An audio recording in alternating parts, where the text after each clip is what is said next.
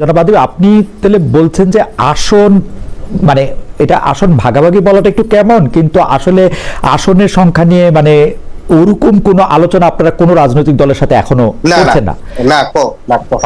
কিন্তু কিন্তু সেইটা করার কোনো সম্ভাবনা কি আপনারা খোলা রাখছেন? আমরা জানি যে রাজনীতিতে শেষ কথা বলে কিছু নেই, কিন্তু আপনারা যে প্রতিক্রিয়া জানালেন তাতে কি মনে হলো যে আপনারা আসলে এটা মানে করার পথ রুদ্ধ করে দিলেন? যদি বিএনপি বা আপনাদের নেতৃবৃন্দের এরকম ইচ্ছাও হইতো, মানে আপনাদের যদি এরকম ইচ্ছাও হইতো যে আপনারা একটা আসনের মধ্যে সমঝোতা করবেন, সেটাও কি আপনারা বন্ধ করলেন কিনা? না, আমরা প্রাথমিকভাবে যেটা দেখি যে আগামী নির্বাচনে যে রাজনৈতিক মেরুকরণে এনসিপি মধ্যমপন্থার দল হিসাবে নাগরিকদের মর্যাদার প্রশ্নে একটা আলাদা শক্তি হিসাবে হাজির হতে চায়, সেই জায়গা থেকে এনসিপি এককভাবে নির্বাচন করার প্রস্তুতি নিচ্ছে এখন পর্যন্ত। জনাব আদিব, আপনাকে ধন্যবাদ। জনাব হুমাম কাদের চৌধুরী, আমি আপনাকে এই জায়গা থেকে প্রশ্নটা করতে চাই যে আমি ধরে নিলাম যে কোনো একটা ধরনের আলোচনা হয়েছেও, কিন্তু বিএনপির পক্ষ থেকে এবারই প্রথম নয়, এর আগেও বিভিন্ন ইঙ্গিত দেওয়া হয়েছে যে ওরা 10টা আসন চেয়েছে, 20টা আসন চেয়েছে। আপনি জানেন যে বা এগুলি কেন মানে সামনে আসছে? মানে বিএনপি কি এনসিপি কে এত ভাবে চায় যে এনসিপি বিএনপির মধ্যে আসুক, বা পত্রপত্রিকায় বা গণমাধ্যমে এটা বলে দেওয়া, যেমন জনাব আদিব দাবি করলেন যে যে সোর্সের কথা পত্রিকাটি উল্লেখ করেছে সেই সোর্সটা আসলে বিএনপির সোর্স, অর্থাৎ কোন আলোচনা যদি হয়েও থাকে এনসিপি এটাকে এখনো মানে জনগণের সামনে আনতে চাচ্ছে না, কিন্তু বিএনপি চাচ্ছে। এটার কারণ কি বলে আপনি মনে করেন যেন হুমাম কাদের চৌধুরী, আপনাদের কেন এনসিপি কে খুব দরকার? প্রথমে আসসালামু আলাইকুম খালেদ ভাই, আপনাকে ধন্যবাদ আমাকে আপনার শোতে আমন্ত্রণ করার জন্য। আপনি আদিব সাহেবকে যে প্রশ্নটা করেছেন লম্বা চড়া জবাব দিয়েছে, কিন্তু শেষ পর্যায়ে উনি যেটা বললো যে এই আসন ভাগাভাগি নিয়ে ওনারা কোনো আলাপ করেনি, আর যেই আলাপটা বর্তমানে মিডিয়ার মধ্যে এসেছে ওটা বিএনপির একটা সোর্সের থেকে এসেছে। বিএনপির কোন সোর্সের থেকে এসেছে ওই জিনিসটা এখনো ওনারা খোলাসা করেননি। আমি বলতে পারবো না যে আমাদের দলের পক্ষ থেকে কে এই কথা বলেছে, কারণ এই জিনিসটা আমরাও জানি না। আমিও আপনার মতন এটা পত্রপত্রিকায় দেখেছি যে এরকম আলাপ আলোচনা হচ্ছে। তবে যে জিনিসটা আপনি আমাকে জিজ্ঞেস করলেন যে বিএনপি কি আসলে এত চাচ্ছে এনসিপি কে, আমার দলের প্রধান বেশ কিছু বছর আগে ওনার একটা চিন্তাধারা ছিল। উনি একবার বলেছিলেন যে উনি সকলকে নিয়ে একটা সরকার গঠন করতে চায়।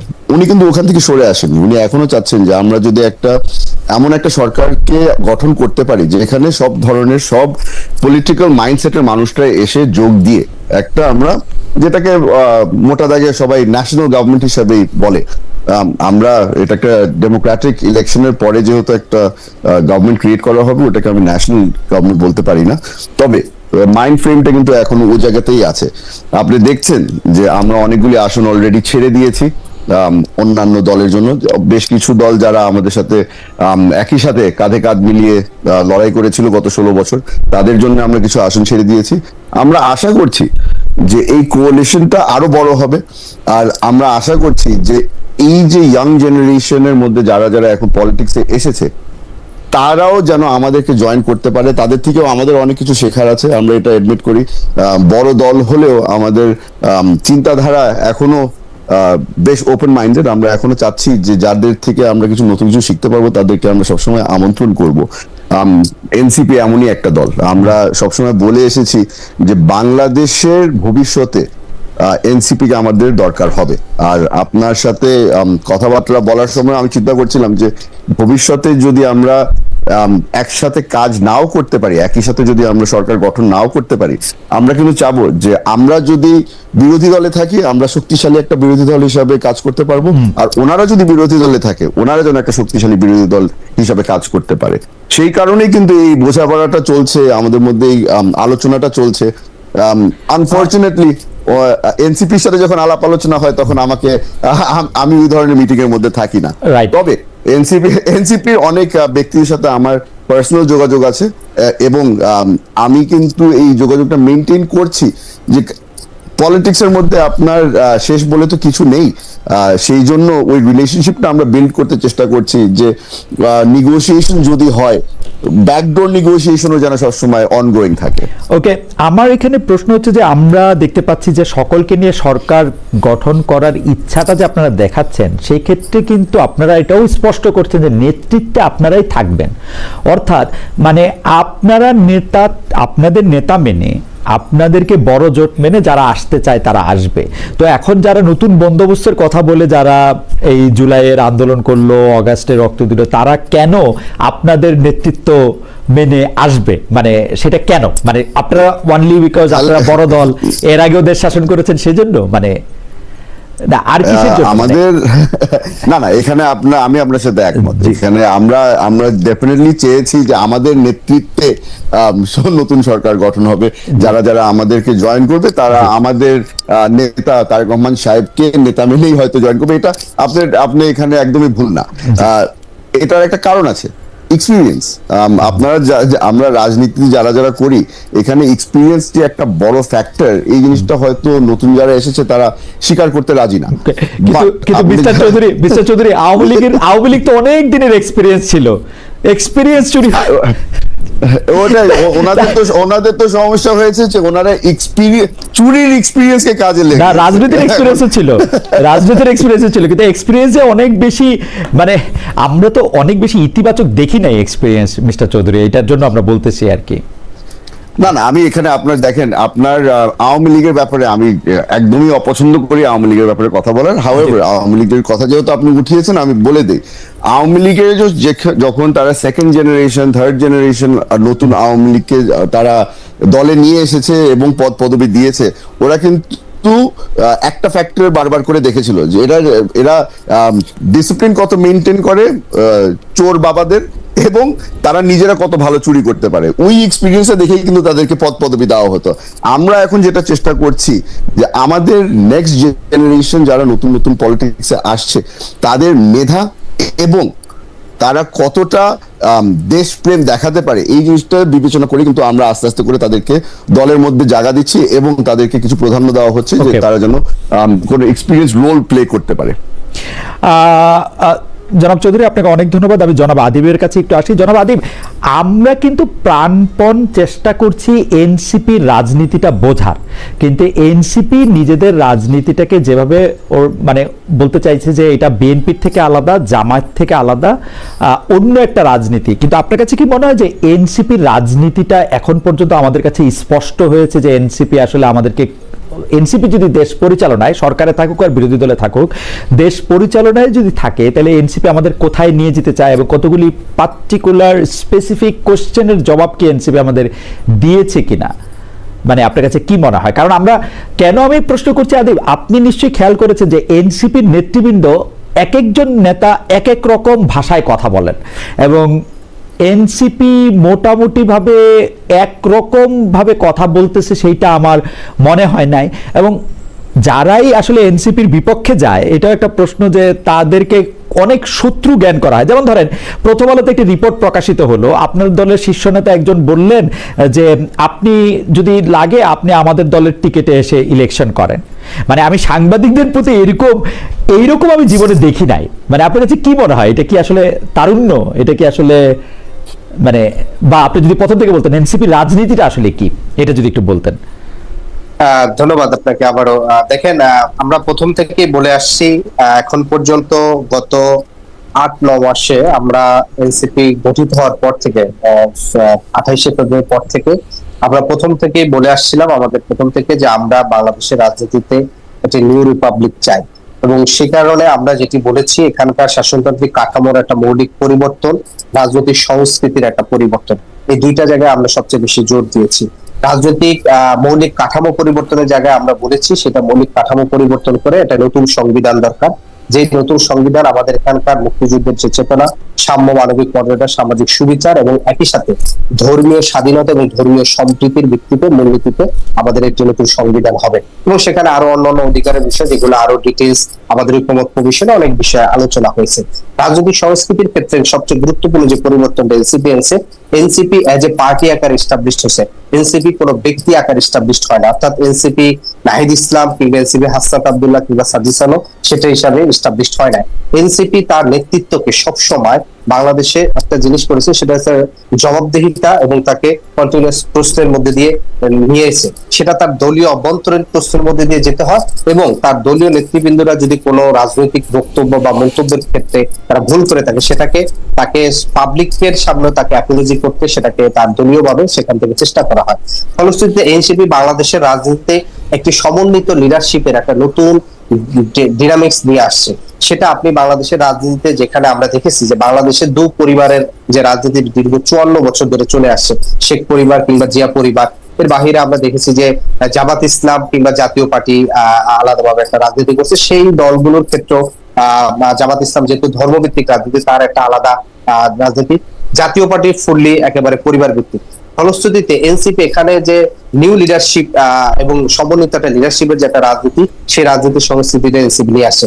এনসিপি আরো কিছু সংস্কৃতি পরিবর্তনের ক্ষেত্রে চেঞ্জ করার চেষ্টা করেছে, কিন্তু এখানে আমাদের এই চেষ্টাটা রাজনীতির সংস্কৃতি পরিবর্তনের ক্ষেত্রে শুধুমাত্র এটা এনসিপিরই দায়িত্ব না, বরঞ্চ এনসিপির পাশাপাশি এখানে বিদ্যমান যে বিএনপি আছে, আপনি জামাত বলেন, অন্যান্য দলগুলোকে একই সাথে দায়িত্ব পালন করতে হবে। আমরা এখানে দেখেছি যে 54 বছরে বাংলাদেশে যে বাংলাদেশটা আমাদের এখানকার সিভিল সোসাইটি বলেন, আমাদের এখানে ইস্টাবলিশমেন্ট বলেন, রাজনীতি বলেন, সামগ্রিকভাবে বাংলাদেশটাকে এমন একটা জায়গায় আমাকে মুখোমুখি করছে, আমি যেখানে একটা নতুন রাজনীতি করতে চাচ্ছি, আমি এখানকার বাংলাদেশে একটা নিউ পলিটিক্যাল ইকোনমি আমাকে খুঁজতে হলে আমাকে নতুন করে চিন্তা করতেছে। আমি যদি একটু মাঝখান থেকে কথা বলি যে আপনি রাজনৈতিক সংস্কৃতির পরিবর্তন চেয়েছে এনসিপি, সে কথা বলেছেন, সংবিধানের পরিবর্তন চেয়েছে, সে সবই ভালো ভালো কথা, কিন্তু রাজনৈতিক সংস্কৃতির পরিবর্তনটা প্র্যাকটিসের ক্ষেত্রে এনসিপি কতটা করলো সেটা যদি আমরা পিছন থেকে তাকাই, তাহলে আপনি এটার মধ্যে কি দেখেন? আসলে বিএনপি, আওয়ামী লীগ, জাতীয় পার্টি বা জামায়াতে ইসলামী থেকে এনসিপি কিভাবে দল পরিচালনা করছে, তাদের ব্যয় কোথায় নির্বাহ করছে, তারা বাড়ি ভাড়া কোত্থেকে দিচ্ছে, তারা চাঁদাটা কিভাবে নিচ্ছে, কত টাকা, এইটার কোনোটাই অনেকটাই পরিষ্কার করার কথা, কিন্তু তা কিন্তু আসলে পরিষ্কার করা হয় নাই বারবার। যেমন ধরেন আমি যদি আপনাকে একটা প্রশ্ন করি, আমরা বাংলাদেশে কিন্তু কমিউনিস্ট পার্টি দেখেছি, যে কমিউনিস্ট পার্টিতে হোল টাইমার হিসেবে তারা টাকা বেতন নিতেন। আপনাদের দলের প্রধান কি আপনাদের দল থেকে বেতন নেন? আপনি কি আপনাদের দল থেকে বেতন নেন? এই প্রশ্নগুলি আসবে। মানে আমরা যদি রাজনৈতিক সংস্কৃতি পরিবর্তনের মধ্যে অর্থ সমাগম এবং অন্যান্য জায়গা থেকে এই কথাগুলি বলি, তাহলে কিন্তু অনেকগুলি জায়গা, যেমন আরেকটা বলি, এটা আমি শেষ, যে আপনারা কিন্তু কারো কারো সমালোচনা করেন, ধরেন কোন ব্যবসায়ীর সমালোচনা আপনি করবেন এবং কোন ব্যবসায়ীর সমালোচনা আপনি করবেন না, সেটাও কিন্তু আপনারা ঠিক করেন। কারণ আমরা তিনটা একই ধরনের পচা ব্যবসায়ীর ক্ষেত্রে দেখি যে একটাকে আপনারা সমালোচনা করছেন, একটাকে করছেন না। এইটারও তো নিশ্চয়ই কোনো কারণ নিচে থাকবে, যেটা রাজনৈতিক কারণ।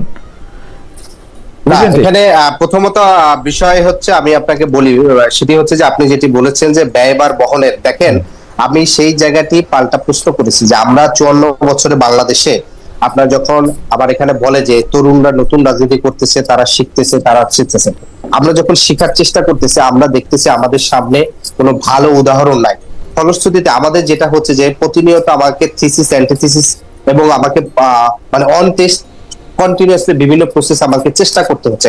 আপনি যেটি বলছেন যে আপনাদের প্রধান, দলীয় প্রধান, সে এখান থেকে খরচ নিবে কিনা, আমাদের নতুন যে খসড়া গঠনতন্ত্র রয়েছে, সেই খসড়া গঠনতন্ত্র অনুযায়ী এনসিপি শুধুমাত্র কেন্দ্র না, একেবারে উপজেলা পর্যন্ত যারা মূল সংগঠক হিসাবে 2 থেকে 3 জন যারা ফুল টাইম পার্টি করবে, তাদের জন্য এনসিপি একটা আর্থিক কাঠামো কিংবা পার্টি থেকে একটা কাঠামোর চিন্তা ভাবনা করছে। এখনো সেটি বাস্তবায়ন এখনো হয় না, আমরা মাত্র পথ চলা শুরু করছি।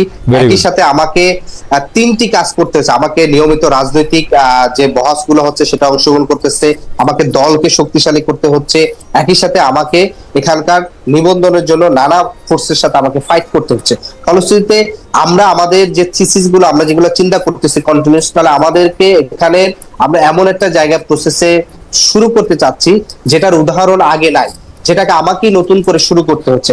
আমরা এই ইসিতে নিবন্ধন করার আগে এখানে বাংলাদেশে কেউ কোনোদিন প্রতিষ্ঠান সে কোন নীতিমালার ভিত্তিতে তার প্রতীক বরাদ্দ করতেছে, সে এটা কি শুধুমাত্র ইসির যে কর্মকর্তা যে 5 জন তার মানে ব্যক্তি ইচ্ছার উপরে একটা দলের তার হচ্ছে আচ্ছা, তালিকা কি ঠিক হবে কিনা, এটা আমি বলি এই কোশ্চেনটা আমরা করছি। জি, আমরা একটু জি, ভাই। স্পেসিফিক সাজায় নিয়ে আসি। তাহলে আপনি বললেন যে আর্থিক কাঠামোতে আসলে দলের প্রধানরা বা দলে যারা মানে অনেক বেশি সময় দিবেন তারা টাকা নেবেন না, কি সেটা ঠিক করা হচ্ছে। আপনাকে এটাও ঠিক করবেন যে আপনারা কোন দল থেকে কত টাকা চাঁদা নিচ্ছেন বা আর্থিক সহযোগিতা নিচ্ছেন সেটা আপনারা প্রকাশ করবেন। একসময় এই প্রশ্ন করার পরে এটা বলা হয়েছিল যে তাহলে তো তাদের উপর আক্রমণ আসতে পারে, কিন্তু সারা পৃথিবীতে এটাই তো নতুন বন্দোবস্ত। যদিও উদাহরণ নাই, আমরা এই প্রশ্ন আসলে বিএনপিকেও করব। যারা হুমায়ুন কাদের চৌধুরীর মতো যারা তরুণ নেতারা আছেন তারা কিন্তু এই প্রশ্ন অলরেডি অনেকভাবে এই প্রশ্নের সম্মুখীন হয়েছেন। আপনারা নতুন বন্দোবস্তের কথা বলছেন, আপনারা কি এগুলি ঠিক করবেন যে আসলে এই কোন পলিটিক্যাল পার্টি কিভাবে চাঁদা নিবে এবং সেটা কিভাবে জনসমক্ষে এটা রাখবে, এগুলিও কি আপনারা ঠিক করেছেন? এখানে বিষয় যেটা হচ্ছে যে আমাদের যে পাবলিকলি আমাদের চাঁদা উত্তোলনে, চাঁদা বলতে আমাদের যে ডোনেশন যে সিস্টেম আছে, সেখানে আমাদের যারা শুভাকাঙ্ক্ষী, আমাদের দলের যারা কর্মী, তারা সরাসরি নিজেরা দিয়ে থাকে, অনেকে নগদ দিয়ে থাকেন। একই সাথে আমাদের সেন্ট্রাল কমিটি থেকে শুরু করে আমাদের তৃণমূল পর্যন্ত, উপজেলা পর্যন্ত আমাদের যে কমিটি কাঠামো আছে, সেই কমিটির যারা দায়িত্বে আছেন তারা তাদের ব্যক্তিগত পেশাগত জায়গা থেকে শুরু করে নিজেরা যতটুকু পারে সক্ষমতা অনুযায়ী করে থাকেন। এর পাশাপাশি শুভাকাঙ্ক্ষীরাও দিয়ে থাকে। জি, এখানে প্রকাশের আমরা কিভাবে প্রকাশটা করব সেটার আমি তো যেটা বললাম আপনাকে যে আমরা কোন প্রক্রিয়া ইকোনমি পলিটিক্যাল ইকোনমিটা আমরা কিভাবে এখানকার এস্টাবলিশ করবো একটা নতুন উদাহরণ দিব, এটা নিয়ে আমরা কাজ করতেছি। আপনাদেরও যদি বেটার কোনো সলিউশন কিংবা সাজেশন কিংবা প্রস্তাবনা থাকে সেটা দ্বারা আমাদেরকে আমার কাছে তো কোনো বেটার সাজেশন না, আমার কাছে একটাই সাজেশন, যা কিছু সবকিছু স্বচ্ছ করা আর কি, আর কোনো কিছু না। যে আপনি যদি 5 টাকা কাউকে দেন, 10 টাকা কারো কাছ থেকে নেন, সেটা খালি প্রকাশ্যে থাকা। আরেকটা প্রশ্ন এই পর্যায়ে আপনার কাছে শেষ প্রশ্ন, সেটা হচ্ছে যে আমরা এনসিপি রাজনীতিটা বুঝতে চাই বলে এটিও বুঝতে চাই আসলে এনসিপির রাজনীতিতে ধর্ম কিভাবে ব্যবহৃত হবে, শিক্ষা, নারী শিক্ষা, সেগুলি কিভাবে করা হবে, সেই ব্যাপারে কি আসলে একটা পরিষ্কার জায়গায় কি এনসিপি পৌঁছেছে? যেমন জামায়াতে ইসলামীর জায়গাটা একরকম ভাবে আমরা বুঝতে পারি, আপনি বলতেছিলেন জামায়াতে ইসলাম একটি ধর্ম ভিত্তিক দল, আপনাদের ক্ষেত্রে কি এটা বলা হচ্ছে যে আপনারা ধর্ম ইস্যুটাকে কিভাবে ডিল করবেন, নারী বা নারীর প্রতি ব্যবহারটাকে আপনারা কিভাবে ডিল করবেন, সেটা কি পরিষ্কার হয়েছে? প্রথমত বিষয় হচ্ছে যে আমাদের এখানে এখন পর্যন্ত যে বেসিক জায়গাটা ঠিক আছে, ধর্মের ক্ষেত্রে শুধু ধর্মের ক্ষেত্রে আমরা যে বিষয়টা বলছি, বাংলাদেশের মানুষের নাগরিকদের যে এখানকার ধর্মীয় বিশ্বাস এবং ধর্মীয় মূল্যবোধ আছে এবং এখানকার জনগোষ্ঠীর যে সাংস্কৃতিক মূল্যবোধ এবং বিশ্বাস ঐতিহ্য আছে, সেটার সাথে সাংঘর্ষিক কোনো কিছুই হচ্ছে এনসিপি কোনো জনগোষ্ঠীর উপর চাপিয়ে দেওয়া কিংবা তার এজেন্ডার ভিতর চাপিয়ে দেওয়া সেই চেষ্টাটা এনসিপি করবে না। দ্বিতীয়ত বিষয় হচ্ছে যে আপনার নারীর ক্ষেত্রে যেটা হচ্ছে যে আপনি দেখেন যে এইবার ঐক্যমত কমিশনে একটি আমাদের ক্ষেত্রে সমাজটা খুব এক্সেপশনাল হয়েছে। নারীর ক্ষেত্রে যে প্রস্তাবনাটা ঐক্যমত কমিশন দিছে, সেখানে একমাত্র আমরাই হচ্ছে একটা পজিটিভ নোট অফ ডিসেন্ট দিয়েছি।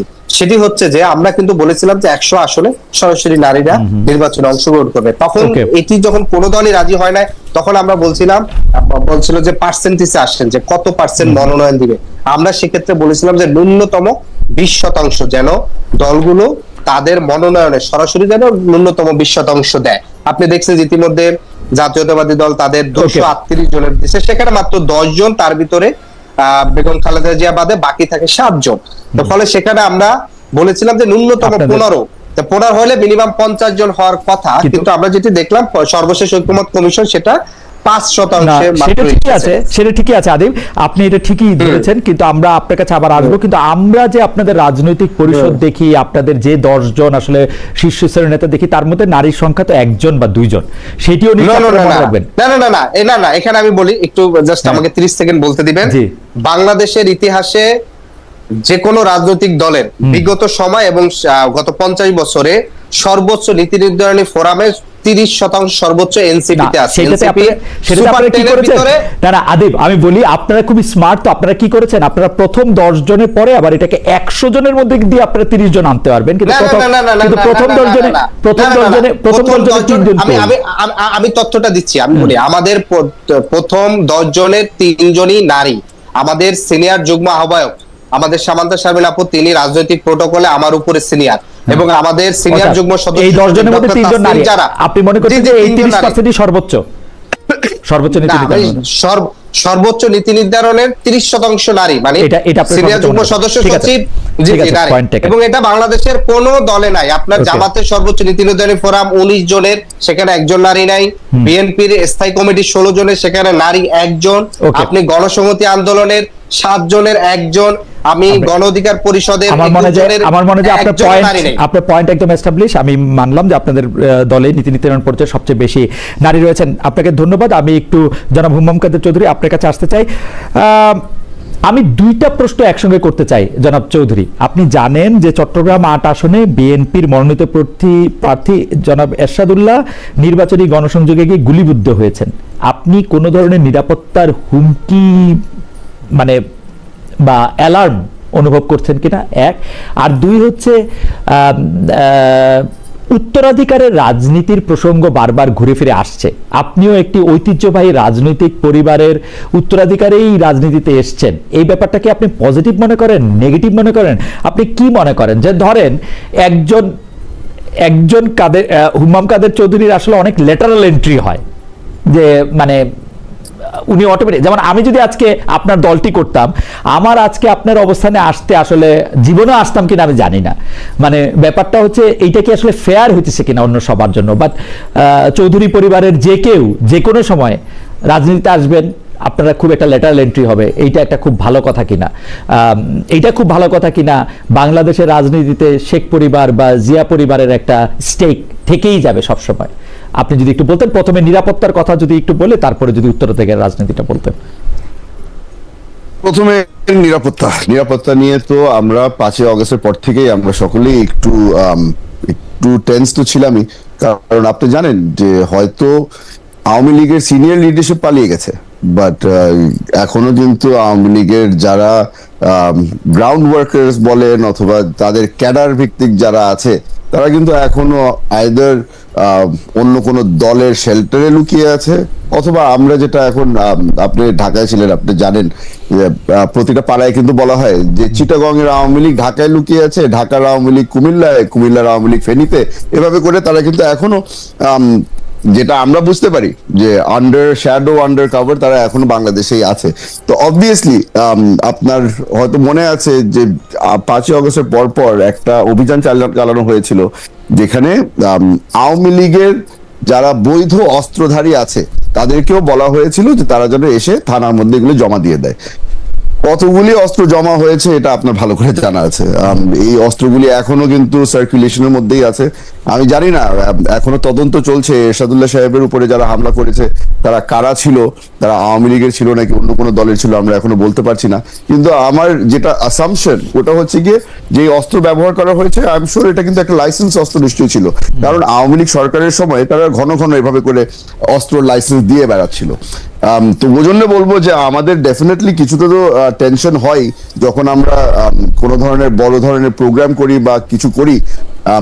আপনি জানেন যে দলটা যেহেতু বড়, আমার এলাকার মধ্যে অনেক ব্যক্তি আছে যাদেরকে হয়তো আমি নামে চিনি না বা চেহারায় চিনি না। তারা আগে অন্য কোনো দলের ছিল না কিনা তাও আমি বলতে পারবো না। এখন অনেকেই চলে এসেছে, নমিনেশন যেহেতু হয়ে গেছে অনেকেই চলে এসেছে। তো এখন আমার মধ্যে তো একটা সবসময় টেনশন থাকেই যে অচেনা চেহারা অনেক বেড়ে গিয়েছে, তো এরা কারা। তো এই জিনিসটা নিয়ে আমি বলবো যে বাংলাদেশের প্রতিটা আসনের মধ্যেই, প্রতিটা রাজনৈতিক ব্যক্তির মধ্যেই এই একটু কেয়ারফুল হওয়া দরকার আছে। আর এই জিনিসটা আমি খালি আমার দলের ব্যাপারে বলবো না, এটা বাকি সব দলকেও আমি সতর্ক করে রাখবো।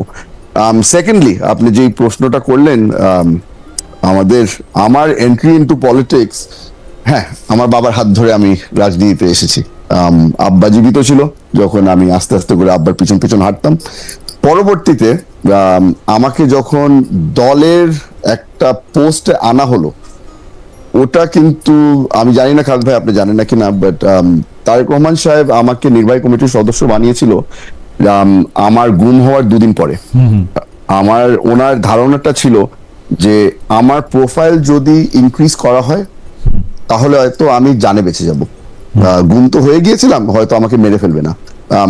ওইভাবে করে ওই বিবেচনা করেই কিন্তু আমাকে একটা দলের পোস্টে আনা হয়। পরবর্তীতে আমি ফিরে যখন আসি তখন আবারও তারেক রহমান সাহেবের নির্দেশেই লো প্রোফাইল ছিলাম, কিন্তু রাজনীতিতে ইনভলভ ছিলাম। হয়তো আপনার মনে আছে না, একটা স্লোগান দেওয়ার কারণে আমার আমার প্রোফাইলটা অনেক হাই হয়ে গিয়েছিল, Right. এবং এগুলা বিবেচনা করে কিন্তু আমাকে এখন নমিনেশন দেওয়া হয়েছে। তো আমার মনে হয় না যে হ্যাঁ কিছুটা তো সিম্পলিফাই হয়েছে, হয়তো বাবার নামের কারণে আমার পরিচয়টা হাইলাইট বেশি হতো, তবে সবার জন্য কিন্তু একই রকম না। যারা যারা অন্যান্য রাজনৈতিক ব্যক্তিরাও আছে যারা হয়তো পলিটিক্যাল ব্যাকগ্রাউন্ডের থেকে আসে, তাদের জন্য কিন্তু সিচুয়েশন আরো ডিফিকাল্ট ছিল। আমার সিচুয়েশনটা আমি বলবো যে ওয়াজ সিম্পলার। ওকে মিস্টার চৌধুরী, আমার কাছে এটা একটু জানতে ইচ্ছা করে যে রাজনীতিটা আপনার কাছে কি? এটা কি একটা প্রফেশন, এটা কি একটা প্যাশন, এটা কি আপনি একটা উত্তরাধিকার, একটা টর্চ বিয়ারার হিসেবে আপনি নিজের মনে করেন? মানে রাজনীতি আপনার কাছে আসলে কি মানে তৈরি করে? আপনি ইটস আ মিক্স।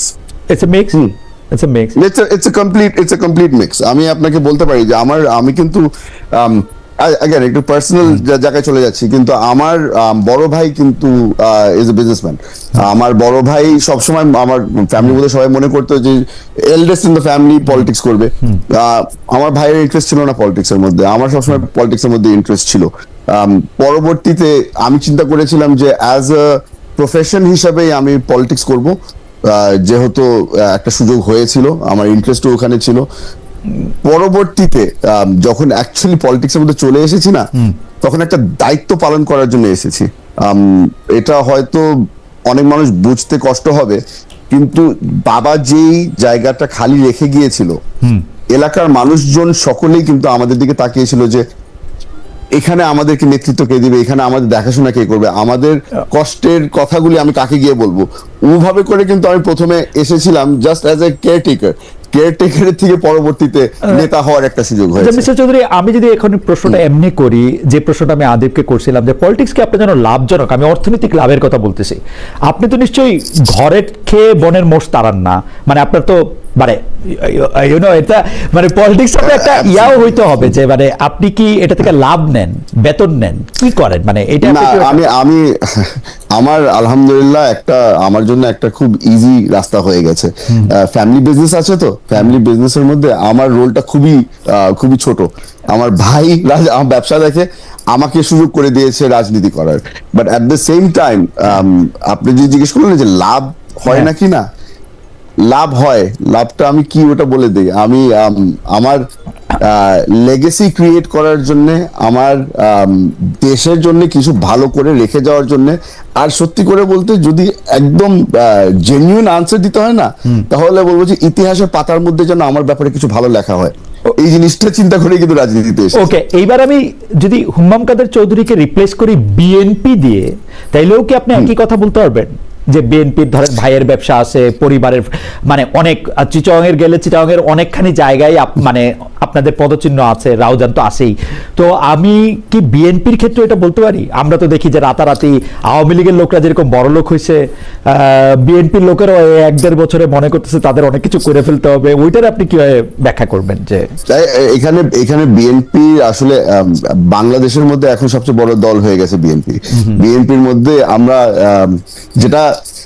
যেটা আগে অনেক সহজ ছিল, খুব কম মানুষ বিএনপি জয়েন করতে আসতো, এখন তো দেখবেন যে মানে ঝাঁকে ঝাঁকে মানুষ আসে বিএনপি জয়েন করার জন্য।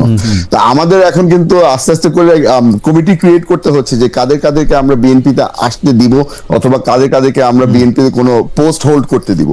যেই জিনিসটা আমি বলবো বিএনপির সবচেয়ে বড় অ্যাডভান্টেজ, ওটা হচ্ছে গিয়ে যে আপনি আদিবকে যে জিনিসটা জিজ্ঞেস করলেন না যে এনসিপি কিসে বিশ্বাস করে, তারা কোন পলিটিক্স এর মধ্যে বিশ্বাস করে, ও খুব লম্বা চড়া আনসার দিয়েছে, কিন্তু কোন মানে ফ্যাক্টটা কি আমি এখন কিন্তু বুঝতে পারলাম না। আমাদের মধ্যে একটা ইউনিফাইং ফ্যাক্টর হচ্ছে গিয়ে যে আমরা সবাই ন্যাশনালিজমের মধ্যে বিশ্বাস করি। আর আমাদের ন্যাশনালিজম ডিফাইন করতে পারবেন? আমি অ্যাকচুয়ালি ন্যাশনালিজমটা ডিফাইন করতে পারবো। এই জিনিসটা গতকালকেই আমি এটা নিয়ে আলাপ আলোচনা করছিলাম। আপনার বাংলাদেশের বাইরে আপনি যখন ন্যাশনালিজম নিয়ে কথা বলেন না, তো ওটা কিন্তু একটা খুব খারাপ কনোটেশন চলে এসেছে, স্পেশালি ওয়েস্টের মধ্যে। ওটা হচ্ছে গিয়ে যে আপনি you are going to be very close minded, আপনার ইকোনমিও আপনি ক্লোজ করে রাখবেন, বাইরের কাউকে ঢুকতে দিবেন না। আমাদের জন্য ন্যাশনালিজমের একটু ভিন্ন ডেফিনেশন আছে।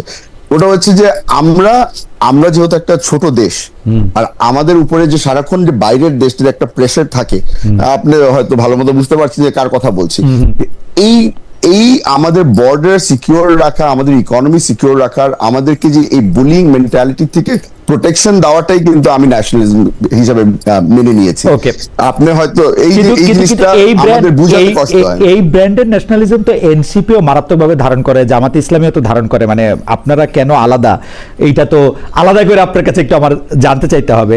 কিন্তু আমি এই প্রশ্নটা একটু করি জনাব চৌধুরী, আপনার জন্য মানে আপনাকে এই প্রশ্ন করা যায় কারণ আমি সিনিয়রদেরও করেছি বারবার, সিনিয়ররা একরকম উত্তর দিয়েছেন।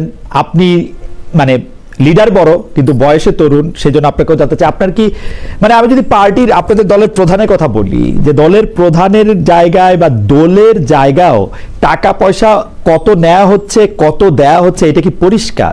মানে আমি সোজা ভাষায় বলি, এখন তো কথা বললে কেমন জানি সবাই একটু রাগ রাগ করে, কিন্তু জনাব তারেক রহমানের উপরে ভরসা আছে বলে আমি জানতে চাই, জনাব তারেক রহমান কি পার্টি থেকে বেতন নেন? মানে উনি কি করেন আসলে? জনাব তারেক রহমানকে যেই সাপোর্টটা দল দিচ্ছে ওটাতেই ওনার চলতে হচ্ছে।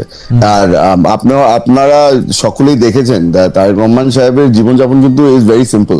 তো ওনার যে ওরকম খুব লাক্সারিয়াস লাইফ লিড করছে, ওটা সেইটা হয়তো লাক্সারিয়াস আপনার স্কেলে না, কিন্তু আমার স্কেলে আবার খুব সিম্পল না। আপনি স্কেলটা কত বড় ছোট নিচ্ছেন? বাট না না, আমি আপনার সাথে একমত। এখানে আপনি যদি আমাকে বলেন যে তারেক রহমান সাহেব একটা বড় গাড়ি চালাচ্ছে, জি জি জি, না না উনি একটা বড় গাড়ি চালাচ্ছে, আমি আপনাকে বলতে পারবো যে বড় গাড়িটা কিন্তু লিসে নেওয়া, আর লিসের মান্থলি পেমেন্টটা আমরা দল দিই। না ওইটা অনেক, কিন্তু আমি যেটা আশা করব যে আমি যখন মানে জানতে চাইবো তখন যেন জানতে চাইতে পারি যে মানে আসলে এটা কোত্থেকে কি হইতেছে। আমরা নতুন বাংলাদেশ বলতে সেইটাই বুঝি, নতুন বাংলাদেশ বলতে সেরকমই বুঝি, একটা পরিবারের কাছে। খালেদ ভাই, আপনি হয়তো রিসেন্টলি দেখেছেন আমাদের বাংলাদেশ জাতীয়তাবাদী দলের ওয়েবসাইটটা কিন্তু রিলঞ্চ করা হয়েছে, আর ওটার মধ্যে আমাদের একটা নতুন সেকশন করা হয়েছে, যে জিনিসটা ইজ এ ডোনেশন পেজ। আর ডোনেশন পেজটার মধ্যে কিন্তু আমরা উল্লেখ করে দিয়েছি যে পার পারসন কতখানি ডোনেট করতে পারবে, ওটার মধ্যে ক্যাপ দিয়ে দেওয়া হয়েছে, এবং আপনাকে কিন্তু অনলাইন রিসিট দিয়ে দেওয়া হচ্ছে ইমিডিয়েটলি। তো আমাদের কিন্তু ওই ট্রান্সপারেন্সিটা আমরা বাড়াতে চেষ্টা করছি, যে যত বেশি আমরা ট্রান্সপারেন্ট হতে পারবো তত হয়তো মানুষজন আমাদের উপরে ভরসা বেশি করতে পারবে। আমাদের প্রবলেম হয়ে গেছে যে অন্যান্য দলগুলি কিন্তু এখনো ওই ধরনের ট্রান্সপারেন্সি, ওই ধরনের স্টেপ এখনো নেওয়া শুরু করে নাই ট্রান্সপারেন্সির জন্য। প্রিয় দর্শক, আসসালামু আলাইকুম। আজকে আপনারা এই শেষ পর্যন্ত ভিডিওটি দেখলেন, সেই জন্য আপনাকে অনেক অনেক ধন্যবাদ। বাংলাদেশের রাজনীতি সম্পর্কে ভাবেন, বাংলাদেশের রাজনীতি থেকে কিছু শিখতে চান, বাংলাদেশের রাজনীতিতে ভালো কিছু আসুক সেটি চান, এই জন্য এই ভিডিওটি শেষ পর্যন্ত দেখলেন। প্রিয় দর্শক, বাংলাদেশের রাজনীতিকে ভালোর পথে ফিরিয়ে আনতে, আলোর পথে ফিরিয়ে আনতে আমাদেরকেই কাজ করতে হবে।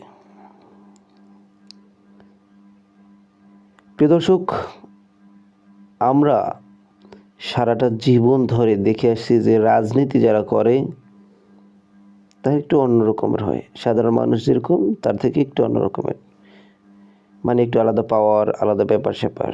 কিন্তু আমাদের জীবনে হয়তো বা অনেকে দেখছি, আবার অনেকে দেখি নেই, এমন কিছু নেতা পাওয়া যায় যেই নেতারা মানে মাটির মানুষ হয়। মানে ক্ষমতা থাকলে যে ক্ষমতার দাপট দেখাইতে হবে, ক্ষমতা কি চিরস্থায়ী? ক্ষমতা কারো 1 বছর মেয়াদ, কারো 5 বছরের মেয়াদ, কেউ আবার জোর করে থাকতে চায়। তো ক্ষমতা লোভী থাকলে হবে না। আসলে রাজনীতি জিনিসটা কি? রাজনীতি জিনিসটা হচ্ছে মানুষের সেবা করা, না? এখন এই মানুষের সেবা করার জন্য যদি একজন মেম্বারকে 20-25 লক্ষ টাকা ঘুষ দিয়ে চাকরি নিতে হয়, মানে এই মেম্বারটা নিতে হয় বা এই রাজনীতিতে যেতে হয়, তাহলে ওই মেম্বার 20-25 লাখ টাকা তো আগে তুলতে হবে, তারপর আসল টাকা তোলা হইলে তারপর আবার 25 লাখ টাকা লাভ খাবে না? তো এই যদি হয় উপর পর্যায়ের রাজনীতি, তাহলে তো বাংলাদেশের সাধারণ মানুষের অবস্থা তো খারাপ হবেই। এখন দেখেন, ওই মেম্বার কিন্তু 20 লাখ টাকা দিয়ে মনে করেন মেম্বারটা নিল, তো এখন ও কী করবে? ও করবে ওর ওই 20 লাখ টাকা তুলবে, তারপর আরও 20 লাখ টাকা লাভ তুলবে। তো এই টাকাগুলি যাবে কার পকেট থেকে? সাধারণ মানুষের পকেট থেকে। এখন আপনার কি মনে হয় যে ওই যে তেরান টেরান আসবে, দান তহবিল, সেই তহবিলগুলো খাবে? এই না, বিভিন্ন দোকানপাট, ব্যবসা বাণিজ্য, তারপর মাছের আড়ত, এই সব জায়গা থেকে কাটিং হবে। তারপর যদি সুন্দরবন থাকে সুন্দরবন, নদী থাকলে নদী, সব জায়গা থেকে কাটিং হবে। তো এই কাটিং করতে করতে কিন্তু তারা এই 20-25 লাখ টাকা তুলে ফেলবে। এটা তো সামান্য একজন মেম্বার কথা বললাম, চেয়ারম্যান তো বাদই দিয়ে দিলাম। যাই হোক, আশা করি আপনি বুঝতে পারছেন আমার কথাটি। আজকের মতো এখানেই শেষ করলাম। আবার দেখা হবে নতুন কোনো ভিডিওতে। সে পর্যন্ত ভালো থাকবেন, সুস্থ থাকবেন। আল্লাহ হাফেজ।